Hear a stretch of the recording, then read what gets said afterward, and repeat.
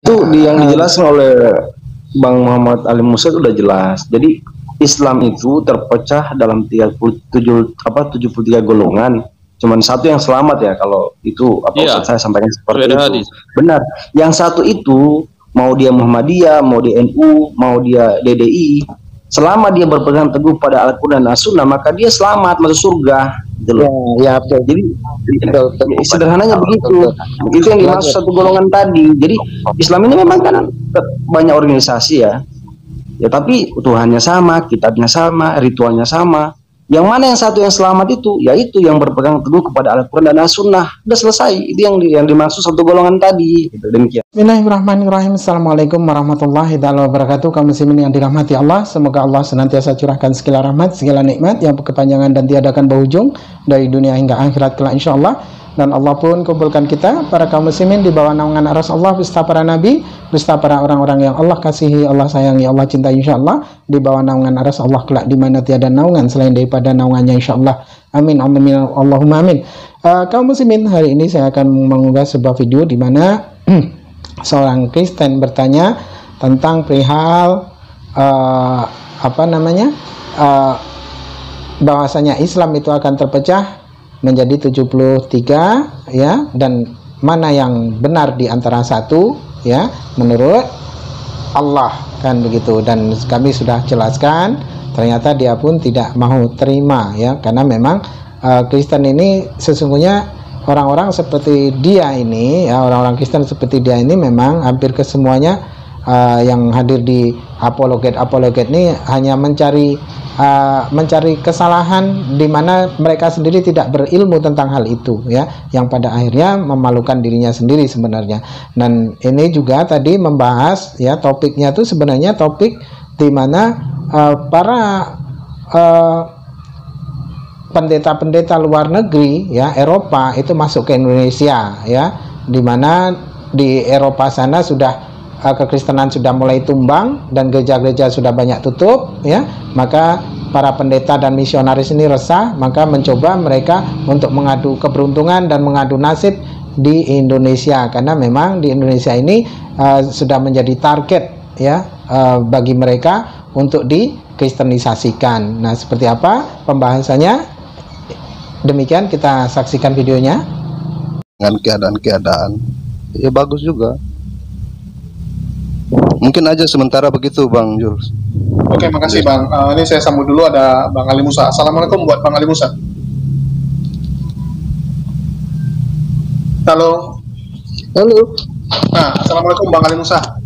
Waalaikumsalam warahmatullahi wabarakatuh. Wahai para tuan guru, ada tuan guru Akhi Julius, ada tuan guru Akhi Awam, ada tuan guru Akhi Media Channel, Ahmadiyah Channel. Terus Akhi siapa yang di atas adik? Ega Malilana ya. Oh, Akhi Ega Maliana, barakallah, salam kenal dari saya. Semoga Allah senantiasa merahmati kita semua. Allah berikan kemurahan-kemurahan dalam meraih hidup insyaallah ya. Barakallah. Amin amin ya rabbal alamin. Lanjut nih Mak Adik. Bang Ali Musa melihat ini gimana pendapat Bang Ali Musa melihat banyaknya gereja tutup di Eropa sama Amerika sehingga pendeta itu pada hijrah lah ke Indonesia gitu biar ada kerjaannya juga gitu. Bang Ali Musa lihat ini gimana? Iya, itu fenomena ya, karena memang begini adik, yang dimana ketika agama Kristen itu dilahirkan itu dari Eropa, dan Eropa sendiri tidak dapat menjaganya atas apa yang menjadi keyakinannya di dalam iman Kristen itu tadi, karena banyak tidak tidak ada kerasionalan di sana ya kan, maka disitulah mereka menggunakan akalnya lalu hijrah oleh karena banyaknya penyimpangan-penyimpangan yang ada di dalam komunitas gereja itu sendiri. Nah, itu yang saya tengok. Dan untuk Indonesia sendiri, kenapa mereka itu pindah ke Indonesia? Oleh karena Indonesia ini yang sangat di dalam segi apapun yang paling fanatik dalam hal apapun, hal budaya, keagamaan, hal apapun itu kan Indonesia yang paling fanatik, gitu ya. Jadi maka mereka itu kan berbondong-bondong kemari itu kan ya, karena Indonesia ini sebagai rumah untuk kekristenan menurut apa namanya, menurut akal mereka atau menurut mereka gitu adik. Jadi disinilah tempat cari makan yang cocok itu ya, karena memang orang Indonesia itu tidak pelit gitu. Itu saja adik. Oke. Cuman ya sebenarnya kalau mau bilang tidak pelit saya juga bingung gitu jelasinnya. Tapi ya udah, ini ada Bang Akbar Celona ya. Assalamualaikum buat Bang Akbar Celona. Waalaikumsalam warahmatullahi. Nah, oleh sebab itu mohon kepada ya mungkin ada jemaah tabligh yang mendengar, tolong usahakan dikirim ke wilayah timur, utamanya Irian Jaya, karena dimulainya gangguan Yahudi melalui tangan Kristen ini akan dimulai dari Indonesia Timur. Nah, sepertinya prediksi saya seperti itu.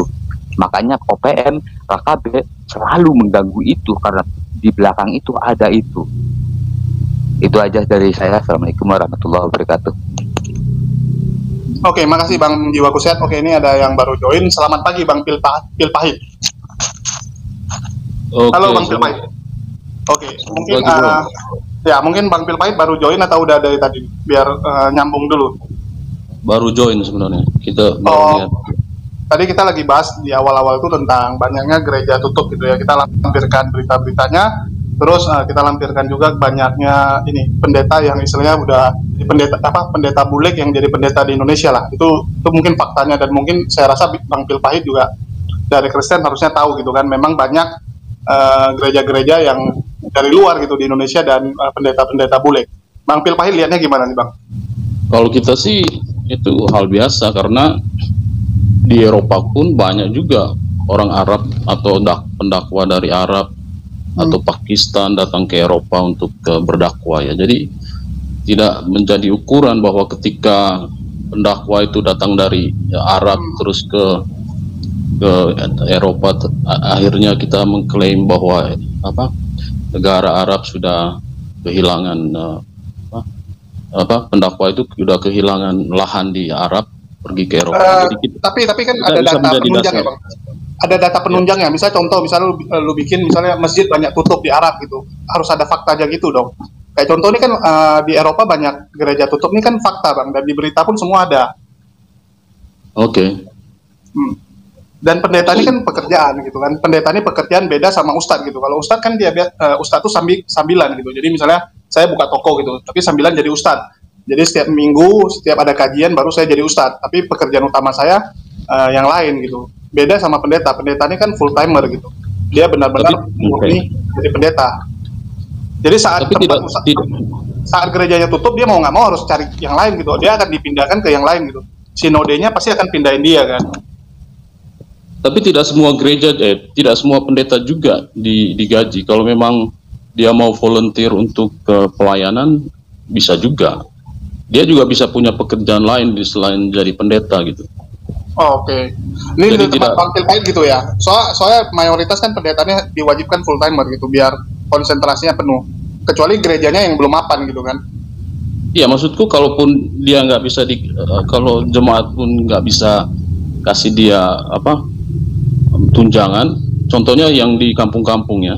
Kita tahu kan orang di kampung. Kalau di kampung ya, tapi di Eropa nggak gitu. Di Eropa setahu saya semua full timer kok. Iya, at least dia punya skill lain lah untuk survive.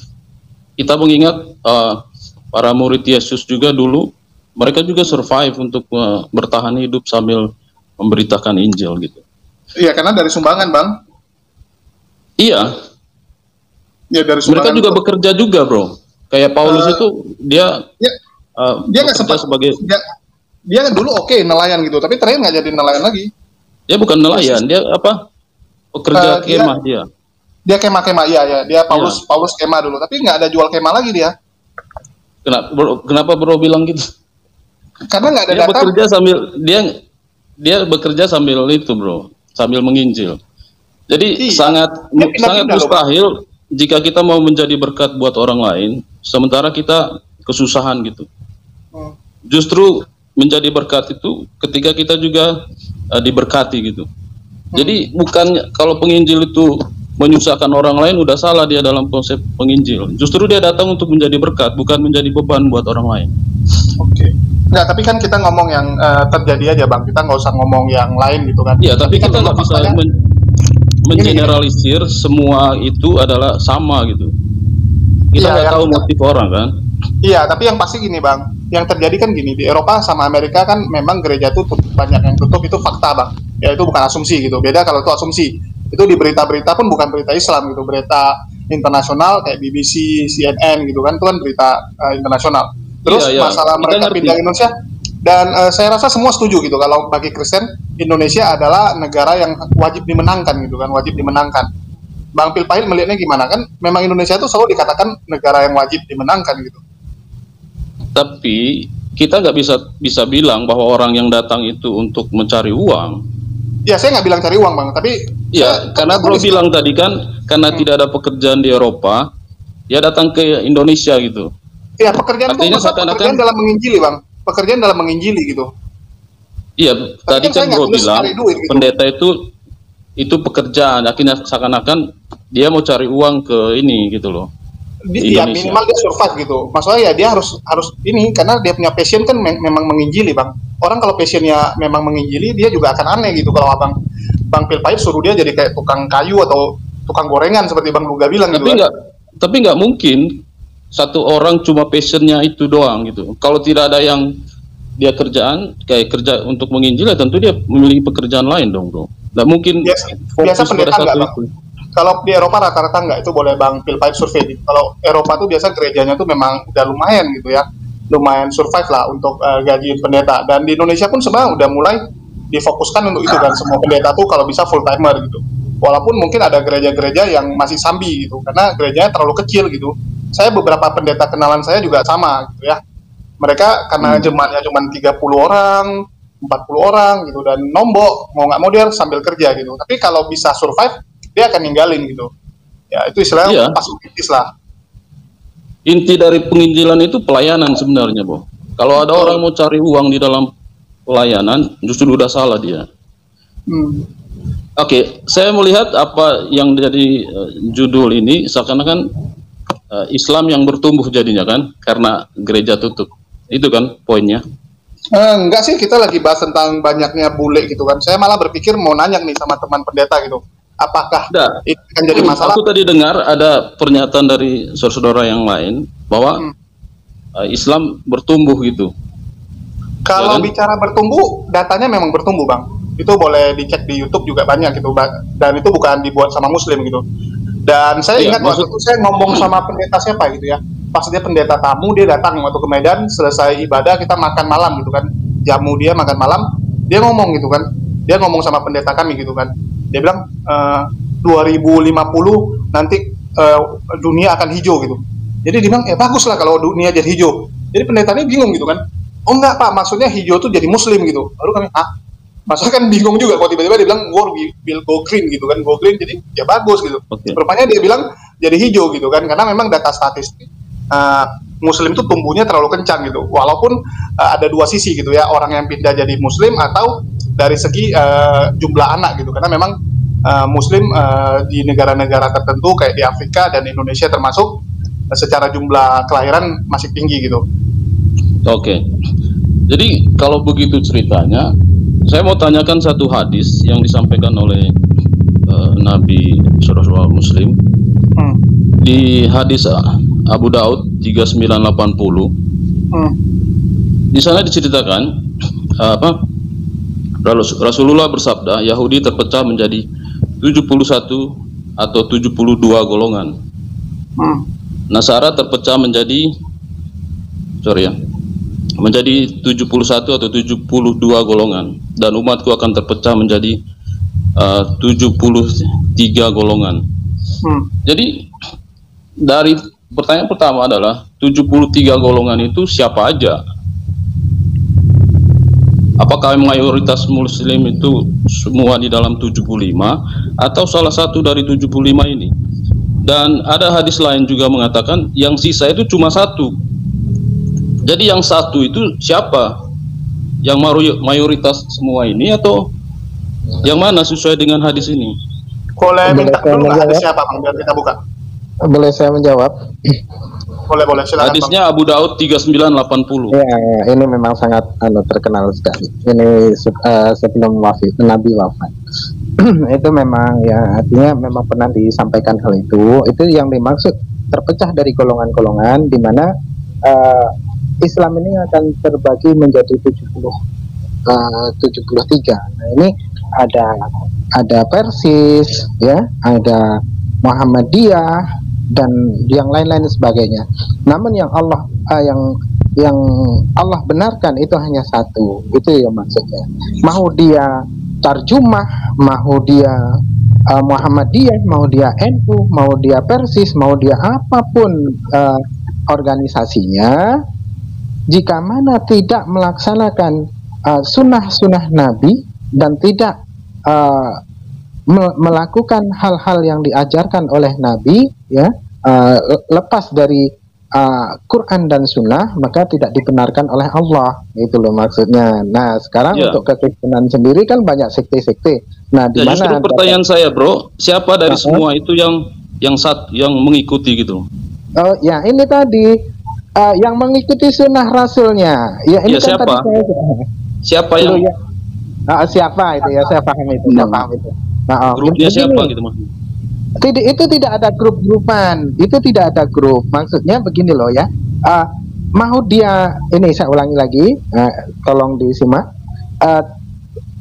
mau dia Tarjumah, mau dia NU, mau dia Muhammadiyah, mau dia Persis, mau dia organisasi apapun, ya, jika mana dia tidak melakukan sunnah Nabi dan tidak mengikuti Al-Quran dan Sunnah, mengikuti Quran dan hadis, maka tidak dibenarkan oleh Allah.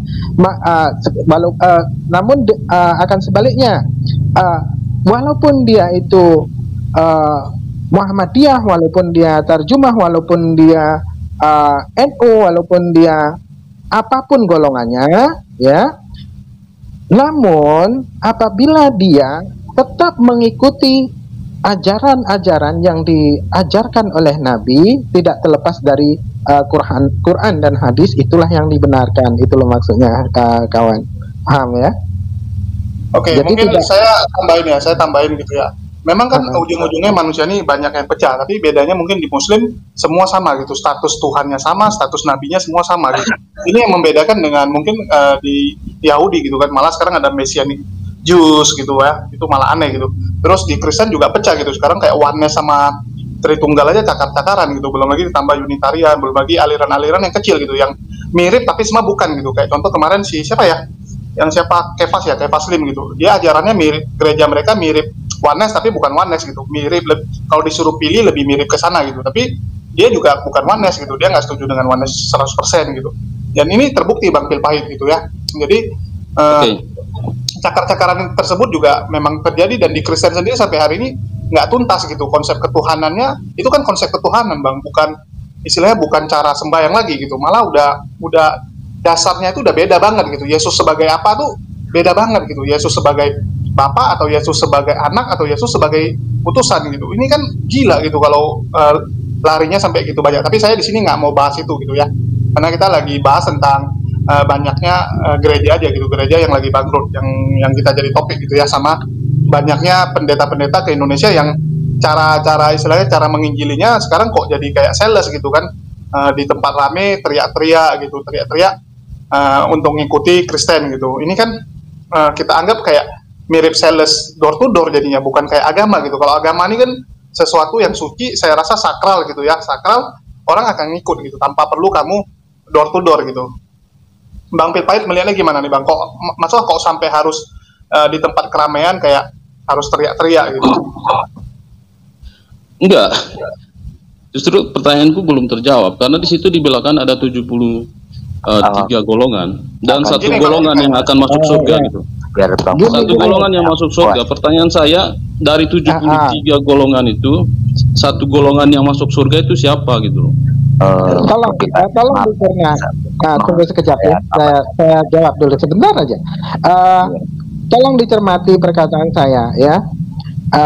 Kata Nabi ya akan terpecah menjadi 73. Nah, 73 ini ya yang dibenarkan oleh Allah itu hanyalah satu, yakni dia yang mengikuti sunnah-sunnahku dan tidaklah akan terlepas dari Quran dan hadis itu maksudnya. Iya, pertanyaan saya Pak, siapa sekarang dari 73 Gini itu? siapa yang bisa tahu kecuali Tuhan gitu. Coba, ini kan balik ke Allah gitu ya, Bang Pil Pahit. Contoh gini, siapakah yang akan masuk surga sekarang? Apakah Bang Pil Pahit atau siapa gitu kan? Itu kan hak progresif dari Allah gitu ya. Jadi kita juga kita lakuin yang kita percaya, yang kita imani gitu. Kalau bicara istilahnya Bang Pil Pahit mau ngejudge siapa yang masuk, ini akan susah gitu, dan kita merasa itu bukan haknya kita dan bukan ruang lingkupnya kita. Artinya bro. Jadi gini Bang Pil Pahit, saya rasa kita balikan ke topik supaya ini nggak melebar gitu, karena saya ini juga nggak lama, karena jam 9 saya mau bikin kajian yang lain gitu. Karena related juga bro. Tunggu tadi biar dijelaskan dulu, nanti takutnya terframing ini. Begini Bang, halo. Itu yang dijelaskan oleh Bang Muhammad Ali Musa itu udah jelas. Jadi Islam itu terpecah dalam 73 golongan. Cuman satu yang selamat ya, kalau itu Ustaz saya sampaikan seperti itu. Benar. Yang satu itu mau dia Muhammadiyah, mau dia NU, mau dia DDI, selama dia berpegang teguh pada Al-Quran dan As-Sunnah, maka dia selamat masuk surga. Ya, betul. Jadi sederhananya begitu. Itu yang dimaksud satu golongan tadi. Jadi Islam ini memang kan banyak organisasi ya. Ya tapi Tuhannya sama, kitabnya sama, ritualnya sama. Yang mana yang satu yang selamat itu? Yaitu yang berpegang teguh kepada Al-Quran dan As-Sunnah. Udah selesai. Itu yang dimaksud satu golongan tadi. Gitu, demikian. Berarti tidak semua 73 golongan itu selamat ya? Bukan, jadi maksudnya begini. Kalau dikatakan seperti itu ya seperti itu Bang Pil Pahit. Karena kan setiap itu pasti ada juga yang problem gitu kan, pasti ada istilahnya yang benar-benar cuman KTP doang gitu, pasti ada yang cuma betul. Oke, berarti kalau gitu bro, sama juga dengan kekristenan, tidak semua orang Kristen selamat. Ya itu, cuman masalah balik lagi Bang Pil Pahit, kita tahu kok kalau orang Kristen tuh ya semua juga bedanya luar biasa gitu kan, bedanya luar biasa, dan antar satu tuh bukan, kalau gini kayak contoh sunnah gitu ya, yang melakukan sunnahnya gitu, itu mungkin bisa 5-6 golongan melakukan itu gitu, tapi kalau yang di Kristen tuh ya, tapi udahlah gitu, kita nggak akan bahas lagi Kristen karena kita udah bahas. Berarti sama aja bro kalau begitu cara pandang bro. Di Islam juga ada beberapa golongan yang tidak mengikuti sunnah gitu kan, tetapi percaya Allah dan nabinya. Nah sekarang golongan yang mana yang tidak mengikuti sunnah? Yang Oke, saya tanya Bro Muhammad Ali Pil Pahit, mohon sebentar saya waktu sebentar dikit aja saya kasih tahu. Jadi yang dimaksud yang satu ini adalah terlepas dari 72 golongan itu, dia melakukan atau tidaknya pada sunnahnya Rasulullah. Jadi bukan pada organisasinya, tapi yang masuk ya itu kan oknumnya, yang masuk surga itu manusianya. Oleh sebab itu yang masuk ke surga Allah itu yang melakukan sunnahnya Rasul. Jadi bukan pada golongan-golongannya itu yang jadi masalah. Oke bro, yang membedakan 73 golongan itu apa kira-kira? Nah kan sudah saya sebutkan tadi, ada tarjumah ya kan, ada organisasi yang membedakan. Tunggu Bang Pil Pahit, saya rasa nih saya mau cepat karena jam 9 saya bikin kajian. Saya mau bikin kajian pengusaha, jadi ini biar kelar gitu ya, biar kelar. Saya mau bikin kajian pengusaha karena jam 9 kita jadwal tetap gitu. Mungkin saya langsung aja nih, Bang Pil Pahit melihatnya gitu ya. Kalau Mas kan semua udah jelas gitu Bang. Kalau tadi dijelasin dari 73 golongan itu ya, bukan satu golongan, istilah dari 73 cuma satu selamat, 72 nggak selamat. Bukan seperti itu, tapi yang melakukan hadisnya bilang gitu bro. Nggak, saya jelasin. Saya jelasin cuman istilahnya yang melakukan itu selamat. Terlepas dari 73 itu bisa jadi 72 yang lakuin, satu yang nggak lakuin gitu. Itu balik lagi. Beda dengan di konsep Kristen yang istilah status Yesus itu nggak jelas gitu sebenarnya. Yang mana yang kalau bro sampai ke sana, saya cuma komentar gini. Enggak. Bro bilang benaran bro. Saya mau tanya Yesus bro. Statusnya beda-beda gitu kan? Nggak. Begini bro. Statusnya benar-benar beda bro. Saya mau tanya bro. Yesus sebagai apa gitu kan? Setiap aliran tuh istilahnya berbenturannya itu bukan berbenturan dalam akidah lagi gitu.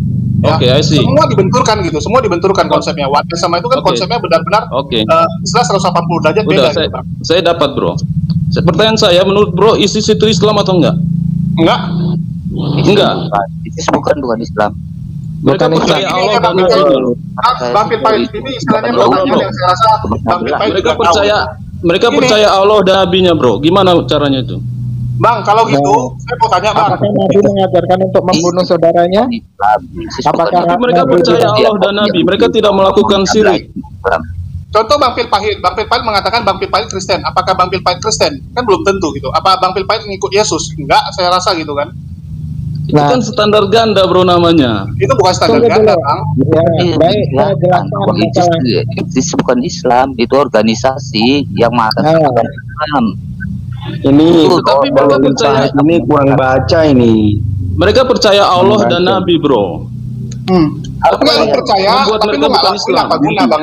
Ya, Bang, lu percaya nggak lakuin lu apa guna? Allah dan Nabi, dia tidak akan membunuh siapapun. Kalau percaya, Kita nggak bicara membunuh. Saya bilang mereka percaya Nabi Ini kan dan Allah. penjelasan sebenarnya. itu dia udah jelas. Apakah Nah, di sini saya jelaskan lagi. Ini Profil Pahit ini Tidak untuk membunuh, tidak. Ini Bang Pil Pahit, itu organisasi dan itu bukan agama, Bang. Itu terlepas dari orang yang mau percaya siapapun gitu. Itu kan omongan gitu. Saya contoh nih, saya bilang saya pengikut Bang Pil Pahit. Saya pengikut Bang Pil Pahit. Tapi semua yang Bang Pil Pahit anjurkan, saya nggak lakukan. Apakah itu saya pengikut Bang Pil Pahit? Ya enggak, Bang. Saya cuma lip service mengatakan saya pengikut Bang Pil Pahit gitu kan. Bang Pil Pahit suruh misalnya kalau pengikut saya tuh setiap pagi harus gini-gini, tapi saya nggak lakuin. Apa saya bisa disebut pengikut Bang Pil Pahit? Itu kan lepas dari cuman istilah kita bilang cuma lip service. Tapi ya udah Bang, saya tahu narasi Abang. Oke, bro. Gini Bang. Itu Saya mau standar bahas ganda namanya. itu Giliran bukan standar. Jadi gini ya, saya paling benci kalau orang istilahnya belum apa-apa menjudge orang lain gitu ya, menjudge orang lain apanya standar ganda gitu. Kan jelas-jelas itu organisasi. Dari mana standar ganda? Kecuali saya bilang di satu sisi benar, satu sisi nggak benar gitu ya. Itu baru standar ganda, Bang. Standar ganda itu kamu menilai, kalau di pihak A kamu menilai seperti itu gitu. Tapi barometer yang sama kamu pakai untuk menilai B, kamu akan beda. Jawaban kamu beda. Itu namanya standar ganda gitu. Tapi kalau cara penilaian sama, itu namanya ya tetap gitu. Jadi ini mungkin Bang Pil Pahit harus belajar dulu tentang standar ganda itu seperti apa gitu. Ya dia harus belajar dulu standar ganda itu seperti apa. Misalnya contoh, ya misalnya saya bilang di Islam tuh boleh, tapi kok di Kristen nggak boleh gitu ya. Nah itu baru saya bilang tuh standar ganda gitu. Hal yang sama boleh di satu sisi yang lain nggak boleh. Itu namanya standar ganda. Tapi kalau kita bicara gitu, ISIS gitu ya, kita bicara ISIS kan jelas itu organisasi Bang. Ya itu organisasi gitu. Apakah dia Islam gitu ya? Kan dia berkata dia Islam. Itu kan klaim dia gitu. Semua orang boleh klaim gitu. Sama seperti orang Kristen gitu ya. Orang Kristen semua klaim gitu. Yesus punya dia gitu. Ya semua orang Kristen ngeklaim gitu. Contoh, ya Bang Pil Pahit bilang Yesus punya dia. Niken bilang Yesus suami dia gitu kan. Semua orang ngeklaim sendiri. Tapi apakah itu membuktikan bahwa mereka itu memang pengikut Yesus? Ya harus dilihat lagi gitu kan. Apa mereka benar-benar ngelakuin semua yang dianjurkan atau disuruh sama Yesus? Kalau memang nggak dilakukan, artinya ya mereka cuma klaim gitu. Ya semua orang bisa klaim gitu. Semua orang bisa klaim sepihak, tapi kebenaran itu ya bisa nampak nanti gitu kan. Semua orang boleh klaim gitu. Saya contoh bisa Bang Pil Pahit bilang, saya Indonesia, saya sangat mencintai Indonesia. Tapi di satu sisi, rupanya Bang Pil Pahit sibuk bilang, misalnya dia bilang, oh Aceh harus merdeka gitu ya.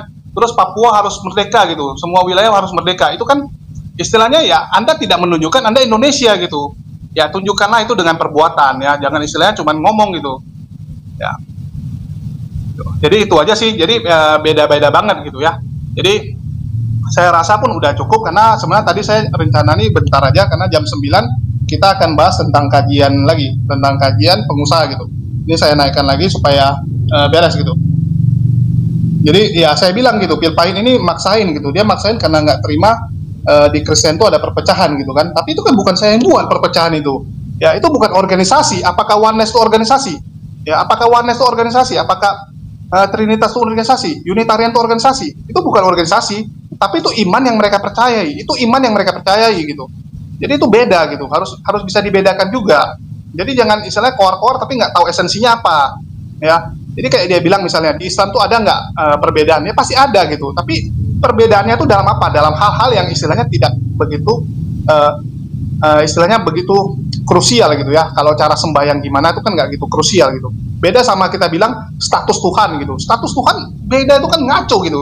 Kecuali ada Islam yang mengatakan gini, Nabi Muhammad itu adalah Tuhan gitu. Nah itu ngaco gitu kan. Itu baru krusial gitu. Ada misalnya aliran Islam yang mengatakan bahwa Nabi Muhammad itu adalah Tuhan gitu ya. Habis itu ada lagi aliran yang mengatakan Nabi Muhammad adalah anak gitu. Itu mungkin akan jadi kacau. Tapi kan di sini beda gitu. ya udah beda banget gitu. Ini status loh, ini status ketuhanan yang jadi masalah ya. Itu aja sih kalau saya katakan. Jadi harus belajar lagi mungkin ya, mungkin teman-teman juga ya, ini bukan hanya untuk si siapa ya, bukan hanya untuk Pil Pahit ya, mungkin semua teman Kristen juga sama gitu ya. Kita harus tahu dulu esensi dari ketuhanan itu seperti apa. Kalau memang Anda mengatakan Anda pengikut dari seseorang gitu ya, lakukanlah seperti betul-betul Anda itu pengikut gitu. Jangan istilahnya cuma ngeklaim, tapi kenyataannya nggak seperti itu ya. Ngeklaim semua orang bisa gitu. Saya bisa klaim saya tuh paling Indonesia, saya tuh yang paling pintar gitu ya, saya paling apa gitu. Semua orang bisa klaim, tapi kan kenyataannya semua akan muncul gitu ya. Terus masalah ISIS ini ya, ini kalau kita jelasin panjang gitu ya, dan terbukti memang ISIS itu dibuat sama Hillary Clinton gitu, dan itu ada berita-beritanya juga tampak gitu. Itu adalah organisasi yang dibuat Amerika, tapi terakhir udah besar, nggak sanggup lagi diatur gitu, terlalu besar terakhir nggak bisa diatur.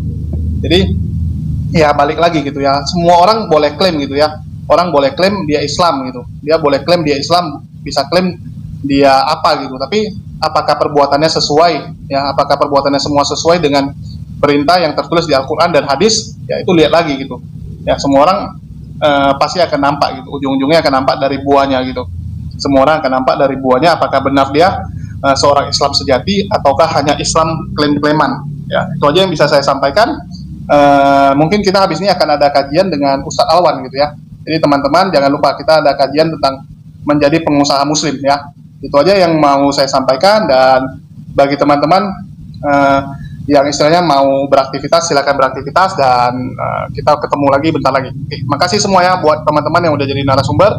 Yang terpaksa tadi saya turunin aja karena saya rasa bakal debat kusir gitu, maksudnya nggak penting banget gitu, ulang-ulang bahas-bahasan yang semua orang juga udah tahu gitu, semua orang udah tahu, dan orang bukan orang bodoh gitu kan, bukan orang bodoh, jadi nggak ada yang mau masa yang lu sampaikan juga bukan sesuatu yang menambah wawasan gitu ya.